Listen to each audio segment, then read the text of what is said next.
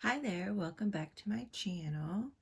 Are you new to Cricut and you're feeling a little overwhelmed regarding all the supplies that are available and you're unsure on what you really need to start out with? Are you wondering if those bundle deals are really deals? Well, then keep watching. I break down in this video the basics on the supplies and share my tips and recommendations on what to start with. Let's start with some of the basic tools that you need no matter what type of material you're cutting on your Cricut. So one thing you'll need is some sort of weeding tool. So this is the weeding tool that comes from Cricut. You can see here. And I got mine, it came in a set where I got these 5 tools in the same set. So, if you do find a deal on this little set, it is worthwhile getting. So it'll come with this weeding tool, this little scraper tool. And the scraper tool, I use it, some of the time. It helps maybe scraping off really delicate pieces off of your mat. And then these are reverse tweezers. And so to open them, you have to squeeze it. So if you need to hold something while you're placing it, that can come in handy. And then scissors, of course, you need scissors to cut paper, vinyl, pretty much anything. And then this little scraper tool, it helps you burnish, which is to push your materials onto the mat. And also it helps you to scrape things off of the mat when you're trying to clean it. So it's a hard thing. So the weeding tool is the tool that I used the most, and the scissors out of this set that I got. So you definitely want to start with a weeding tool. Another weeding tool that I have picked up, and I use this one a whole lot more than the Cricut weeding tool, and it's called a pen weeding tool. And I got it at 143vinyl.com. And basically, instead of a writing pen, it is a sharp pen. And it helps you poke into the material. I primarily use this for vinyl and HTV or iron-on. And it pokes into that vinyl material and helps you pull it away from the transfer sheet. So I highly recommend this tool. And then this is a squeegee that also comes for 143 vinyl. And I actually like this better for burnishing materials down than this scraper tool from Cricut. It has a little more flexibility to it, just a little bit. It's still pretty stiff, and it doesn't scratch my vinyl like this one does. Another basic product, no matter what material you're using, is this brayer from Cricut. And this helps you push the material, whatever material you're using, down onto the mat so that you have a really good adhesion of your material to the mat, because that is really critical in getting a good cut, is that your materials need to be definitely stuck to the mat really well. And then this is the True Control knife from Cricut, and I use this a lot. I'll use this to cut and size my vinyl even after I put it on the mat. It's a really sharp knife, comes in really handy. Another tool that I also use, and I found, and I'll use this more with my paper crafts. This is Fiskars, and it's another type of knife, basically a razor blade, right? But it has this finger, so if you're doing some intricate cuts and things like that on paper, I like the control I get with this. Another basic tool, primarily for working with paper, it's called a bone folder, and this is from We Are Memory Keepers. But it's basically a tool that helps you, as you fold paper, make a really good crease with your paper. So I think that I use this a lot. So highly recommend that. You also, just basic tools, it's good to have a tape measure. So if you need to measure out the length of, maybe the spacing on a t-shirt, if you're getting ready to do an iron-on, a pillow, anything like that. So a tape measure is good to have. Excuse me. And then I went ahead and splurged on this ruler. I think it's a really nice ruler because if I'm cutting with my knife, I can make sure I can get a really straight edge and my fingers are protected from the knife. So I do find this, useful, and I use it quite a bit. And it has this rubber on the bottom so it keeps it from sliding once you put it down. And then if you're working with any sort of thick pieces like basswood or leather, some sort of painter's tape or masking tape is another good everyday type of material to have. And then if you're working with sublimation or with the infusible ink transfers or the infusible ink pens, this heat resistant tape. Now this is the Cricut brand, but you can get any other kind of brand of the heat resistance. And then mats are really important to have. There is a blue mat, sorry for the glare. This is the Cricut blue mat, and it's the light grip. And this is basically for paper. So it's for things that don't need a whole lot of adhesion or stick in order for that to stick down to the paper. And it's primarily papers, cardstock, things like that. And then there is the strong grip, which is the green mat. And this one I primarily use for vinyl, iron-on, and some thicker type of cardstock or chipboard. I would use my strong grip mat. And then you have this pink mat, which is the fabric grip mat. And so if you're cutting any sort of fabric or felt, I would use this pink mat for that. And then lastly is this strong grip mat, the purple one. See the strong grip there. And you can see the impressions of leather. I made some earrings. And so the strong grip mat is primarily for the basswood, balsa wood, real leather, those types of materials that really need a really, really strong stick. And you also usually would use some sort of masking tape or painter's tape also to hold it down. Another thing that you will possibly want are some sort of markers or pens. Here are some different Cricut pens. I usually keep an eye out on Cricut.com for them to run sales. And I'll usually buy these markers. I never pay full price, or if I can get them on a coupon or on sale at Michael's or Joann's, I'll do that. But you can also use non-Cricut pens and markers in your Cricut machine. You would just want to do some testing and see which ones fit, well, and which ones will work well within the machine. But you'll want some markers if you want to do some sort of draw then cut type of features with your Cricut. And then the Cricut Maker will come with a fine point blade. You can see that there. And so that's, you obviously need the blade. And this one is, you use it on a whole lot of different materials: paper, cardstock, vinyl, iron-on, glitter iron-on, glitter cardstock, glitter vinyl, those types of things. So this is the everyday workhorse type of tool that you'll want, and it usually comes with your machine.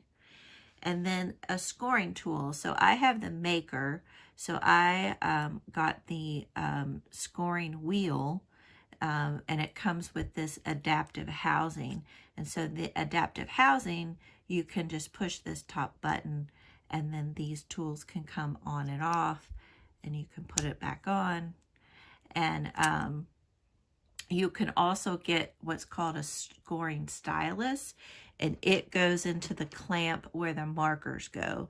And the scoring stylus is used on the Explorer Air series machines because this adaptive tool system only works with the maker. So if you're doing a lot of card projects, then the scoring wheel is another good one, or the scoring stylus. In addition to these basic tools, you will also need some sort of device to interface with your Cricut machine. You'll either need an iPhone, an iPad, some sort of computer, whether it's a PC or an Apple computer. You know, you could also do a laptop or a desktop, so either one will work. And then if you're going to start doing kind of print, then cut type of projects, then you will want a printer. You'll want an inkjet printer. Let's talk a little bit more specifically about the tools that you'll use for the different types of materials. So let's say you're primarily going to be doing, you know, paper projects, working with cardstock or with scrapbook paper, things like that. So I feel the tools that you would probably use the most would be a weeding tool, some sort of weeding tool. So either the Cricut one or the pen weeding tool. You might use the scraper tool, definitely scissors or some sort of cutting device. You'll definitely want some sort of squeegee or scraper tool.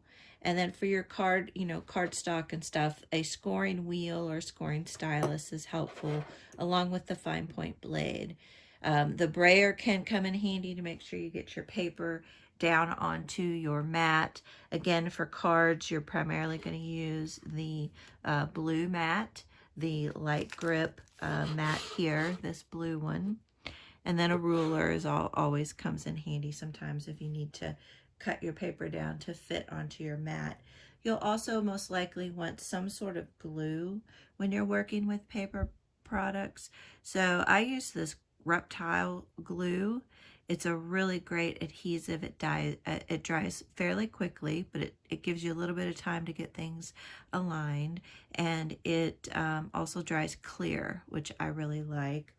A glue stick will work as well, and I've been using this Scotch Create glue stick, and it also dries clear, and it really holds. It holds really well, so I like that. And you might, if you're getting into where you might want to add a little color to the edges of your projects, your cards or things like that, you might want to invest into some sort of inks. Like this is a Ranger Distressed Oxide ink called Vintage Photo. This will kind of edge up the edges of your paper, and get some sort of little sponge. You could use makeup sponges. These are from Ranger. They're the Tim Holtz little dauber, and it comes with these sponges that are Velcro, so you can change out the sponge for the different color inks. A couple other tools, these aren't ones that you need right away, but something that you might be interested in as you get more into working with your paper crafts is this tool. It's called a fine debossing tip, and let me show it to you here. I don't know if you can see it very well. Let me put this other blade down. But you can see that little kind of bump right on there. And this blade has a number on it, number 21. And that is the debossing. And what it will do is it puts an impression in your paper. It's almost like a reverse embossing. So that works with this quick swap housing. So I'm going to take this scoring wheel off, and then you just line this up, and then it attaches. So what's really neat is you can see here I bought the debossing tip, and it just came with the tip because I already had the housing. And then another tool as you get more advanced that you might want to invest in, but you don't need either one of these tips to get started with. This one is called the Wavy Blade. Oh, sorry. Couldn't get it to line up. So this one, because this is a cutting blade, it comes with this protective cover. So you put it on and then you can pull the protective cover off. And you probably can't tell in this video, but this blade is kind of wonky. It's kind of wavy. And so when it cuts onto your paper, it will cut this really kind of cool wavy pattern. So just wanted to share these couple other tools with you that, you know, once you get a little more advanced and moving up, then it might be something that you might be interested in. One last thing I wanted to point out is if you do have the maker and you get the scoring wheel to help you make folds with your cardstock and papers a little bit easier, it will come with a single scoring wheel and also a double scoring wheel. And the double scoring wheel is for when you're working with heavier, thicker papers. And the machine will kind of tell you, once you select what paper you're working with, it'll tell you whether you need the single wheel or the double. If you like the information you've heard thus far, I would really appreciate it if you would hit the like button down below. A couple last tips in working with paper and cardstock. It's important to look at the weight or the thickness of the cardstock.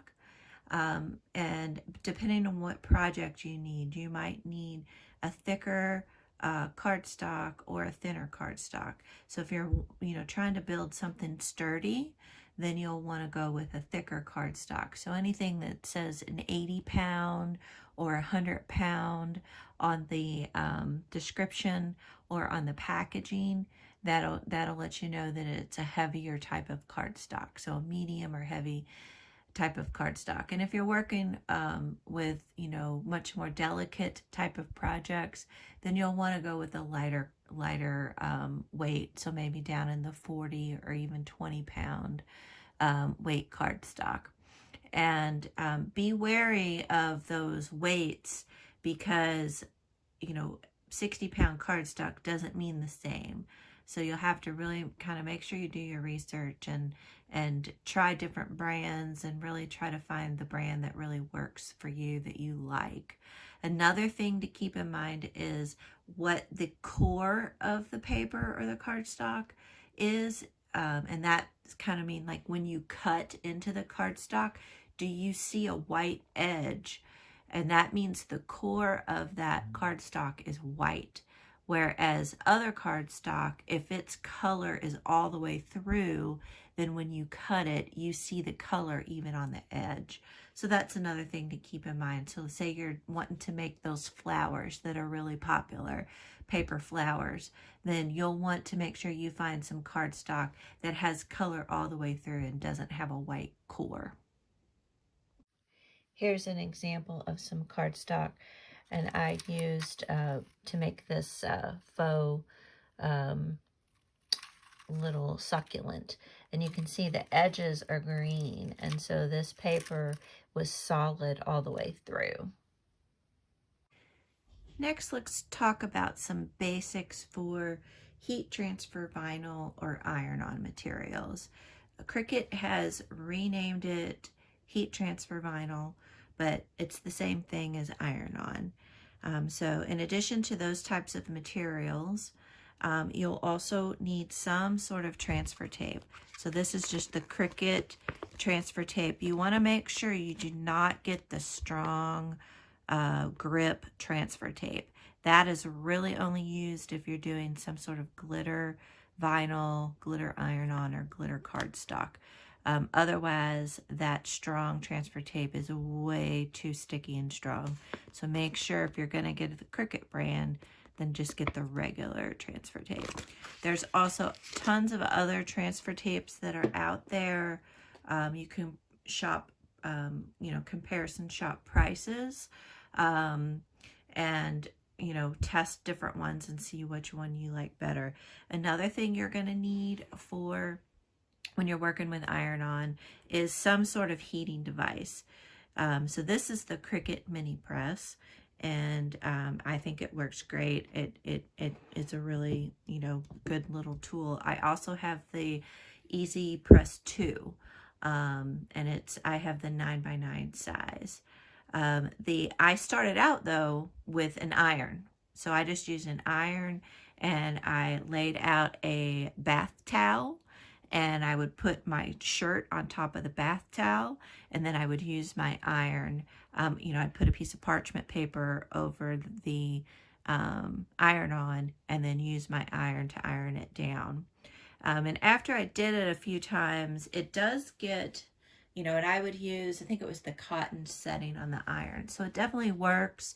It's a little bit of a guessing game, like how long to leave the iron on there and things like that. So I just waited around till I got a really good deal on the Home Shopping Network, HSN, and got my 9x9 Easy Press 2. And if you're shopping for Easy Presses, make sure you get an Easy Press 2 if you're interested in using the infusible inks, because the regular Easy Press doesn't get hot enough for the infusible inks.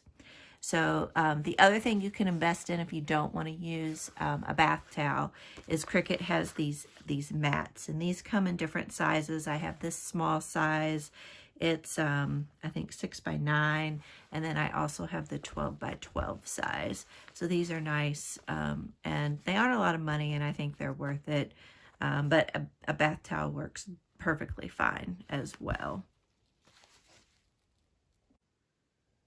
And you'll want some sort of parchment paper or some sort of heat resistance Teflon sheet to protect your project from your heating device. And then also with iron-on, you will definitely use your weeding tools, whichever weeding tool that you decide on, some sort of squeegee to help burnish the material down, scissors. So your basic tools, you will use them pretty much on every material.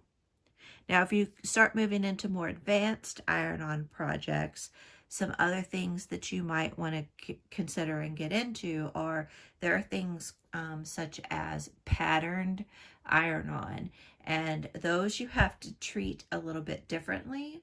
And then there's also infusible inks.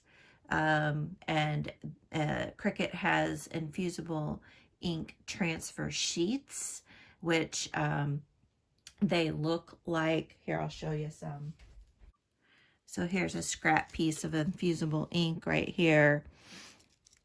And so it kind of looks like a piece of vinyl, basically.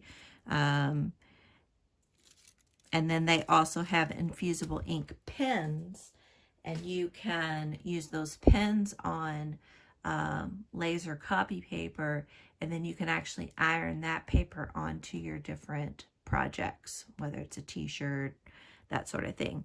But those are more advanced type of projects.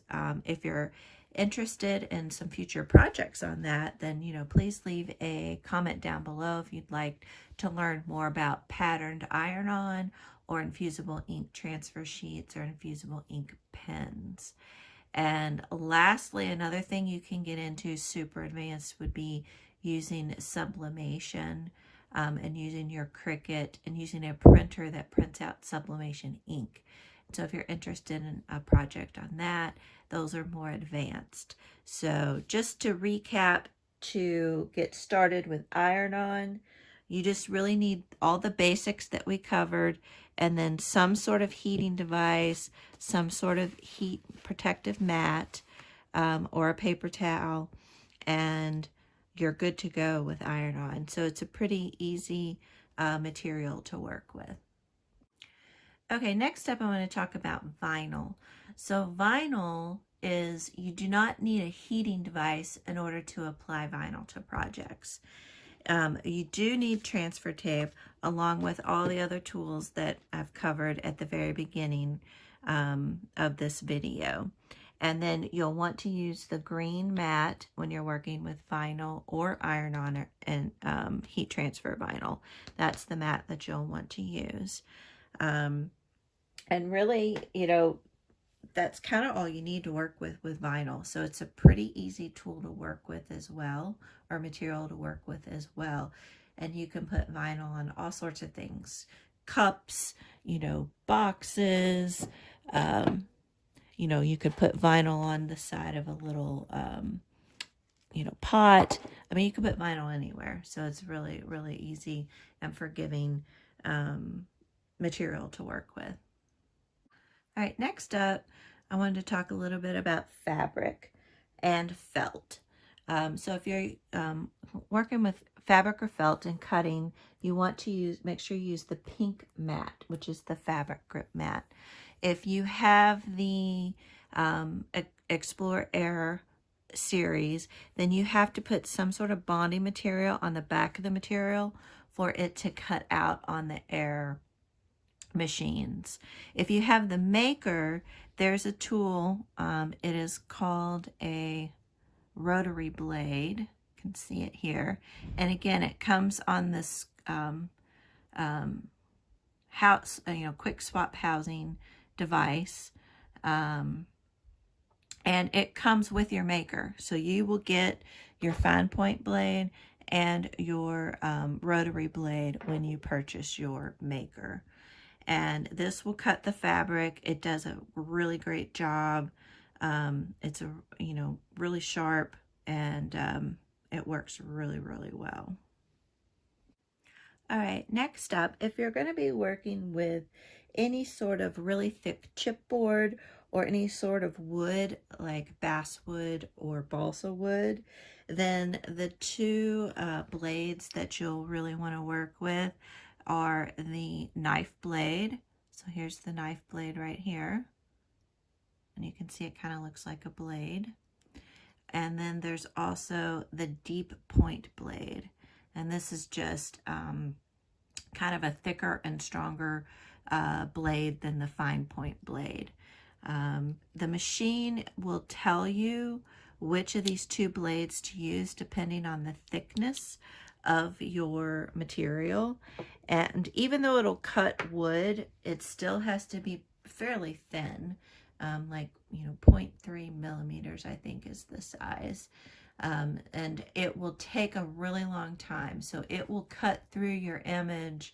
You know, it could take anywhere from 10 to 20 times, depending on the thickness of your wood, or maybe even longer. So you will have to use your laptop or a computer.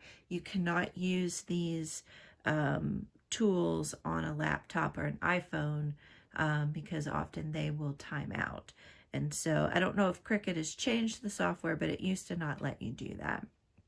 And then you'll also definitely want to tape down any type of wood or chipboard. And I would definitely recommend using the strong grip mat, which is the purple mat here, for any type of wood, heavy chipboard, that sort of thing. And then you'll want to make sure the little white wheels that are on the Cricut machine, you want to make sure you push them all the way to the right, and so that they don't interfere with your wood or your chipboard and make indents on them. And then talk a little bit about leather. If you have an Air Explorer series machine, then you can only cut faux leather. Because you don't have the knife blade, the machine really can't cut real leather. But if you have the Maker, then you can use this knife blade to cut the leather. Again, you'll want to use the strong grip mat, and you'll want to tape the leather down. You can also cut faux leather on your Maker, and it cuts it really well. And depending on what you're using, it will either tell you to use the knife blade or the deep cut blade.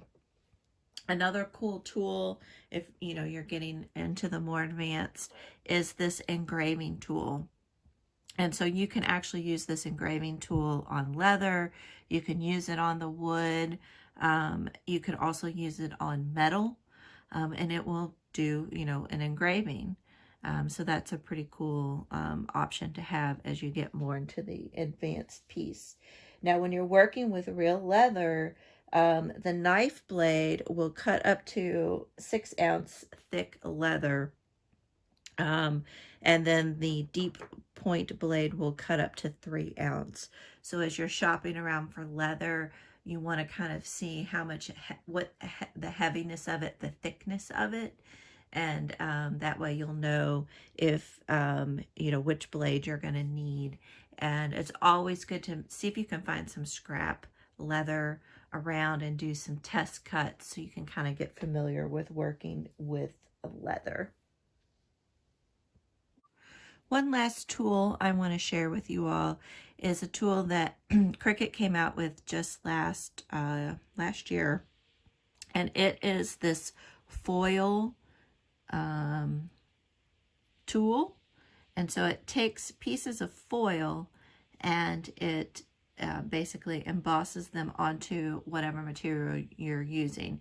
So it could be cardstock, it could be fabric, it could be leather, it could be metal, and it comes with these 3 tips. You know, there's a fine, a medium, and a really thick tool. So again, this is more of an advanced type of project. So I think you might have seen some different foil sheets out there that are heat activated. So these do not require any sort of heat. And so the foil transfer sheets are ones that Cricut sells. You could probably also find some other foil sheets from other brands that aren't heat activated, and you could test them out with these tools. And again, these are a magnetic. You can swap these out by just pushing the button, and then this, you know, just kind of pull it out, and then you can swap it out and put one of the other ones in there. So I bought it. I haven't really used it a whole lot. So it's something I think you should wait and really see if it's something that you really want to invest in, if you plan on doing a lot of foiling over different materials. Okay, for a quick recap, for no matter what material you're working with, these tools here, the weeding tool, the squeegee tool, some sort of cutting device, some sort of glue, and some sort of ruler and transfer tape, those are going to be the main tools that you're going to need no matter what material you're working with. And then from there, and also the green mat and the blue mat. If you start moving on up into working with some of those other materials that I talked to you about, fabric and leather and wood and things like that, then you're going to use these same tools, but then you're also going to need those other blades that I mentioned, and you'll also need some sort of heating device for your iron-on. So I really hope that you found this video useful to kind of help give you some of the basics of tools that you can really get going and make a whole lot of projects with. So you don't have to spend a lot of money to really get in there and get started. So my advice, don't get caught up by the new shiny thing, because I did. So lesson learned from me. Like I bought the Maker when the Maker first came out. And so then Cricut started bringing out all these new quick swap adaptive tools, the engraver and the debosser. And I felt like I needed to have every new shiny tool. And I hardly use any of those tools. The main one I use is this fine point blade and the rotary blade for cutting fabric. So these are the two that I use the most.